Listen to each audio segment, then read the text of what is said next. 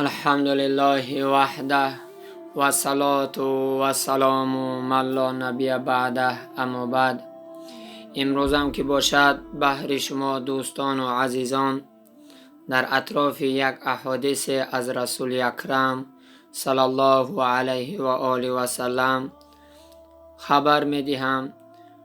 این حدیث رسول الله صلی الله علیه و سلم پیام برمان شما دارد که همه جنبه های زندگی را در بر می گیرد.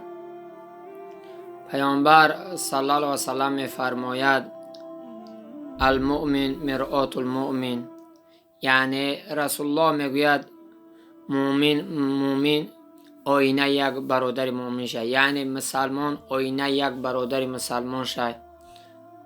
اکنون حدیث کوتاه هیلا که در جنبه های حدیث تا که گپ زنیم، تا که یک برادر یک خواهر که یک دقیقه یا 2 دقیقه چه در این نوار ما صرف میکند یا چی برداشته به خود داشته باشد یک خلاصه ایده بیاید.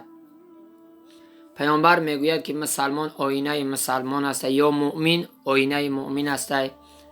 شما عزیزان دل اگر نظر کنید ما باید مثل یک آینه باشیم، از پی اصلاح همدیگر باشیم، از پی خوبی همدیگر باشیم. یک نقطه ای که باید هر یک من شما بدانیم.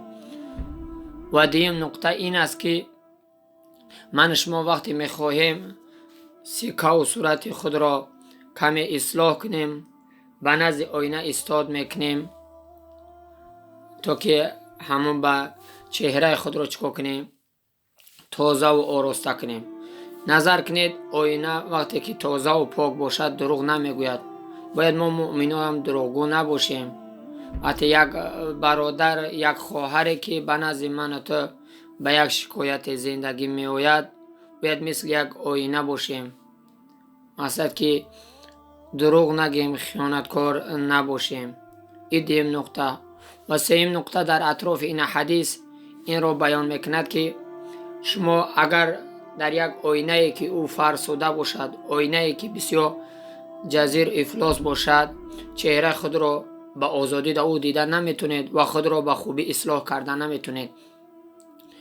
انمی انسانی رم که متخصص زندگی نباشد، مؤمن واقعی نباشد، شما با او مشکلات خود، درد زندگی خود را بیان نکنید. به خاطر که شما این حدیث رسول الله صلی الله علیه و سلم گرفته در هر کس درد دل کنید اونها به شما آینه مؤمن شده نمیتونن. به خاطر که چگونه که یک آینه تازه، آینه که با آزادی چهره تا دیده میتونی، تو نظر میکنی، چهره خطا اصلاح میکنی. انمی کوشش کنی که عزیزان دل هر کسایی که درد غم زندگی دارید، یگم نخوبی دارید، پیش کسای درد دل کنید که خودتون اصلاح کنید، مثل یک آینه باشن که مؤمنی واقعی باشن، برادرای حقیقی باشن، خواهرای حقیقی باشن. در پیش هر کس درد دل شکایت زندگی را نکنید. این سه نقطه. چهارم نقطه ای که میخواهم در اینجا بیان کنم، امروز یک بیناموسی در من شما رخ میدهد این است که ما بجای که مؤمن برادر مؤمن آینه باشیم، بجای اصلاح همدیگر باشیم، بعضی همدیگر نوار کرده همدیگر را آب و روش میریزونیم، همدیگر را تحقیر میکنیم، همدیگر را تهدید میکنیم، در حالی که این نشانه ایمانداری نیست. نشانه ایمانداری طرز دعوت میکنی، طرز همون انسان اصلاح میکنی که مردم به فتنه دچار نمیشوند.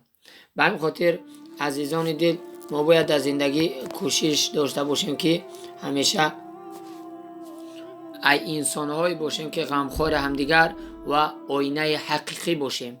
یعنی آینه فرسوده نباشیم که مثلا او انسانی که به من در اومد بیاید بعدا من اون انسان چکو کنم نصیحت کنم یا یکم فایدهش بیا بعدا نصیحت کنم، این گونه نه، بلکه خالص از برای الله به همدیگر یک آینه تازه و آزاده باشیم.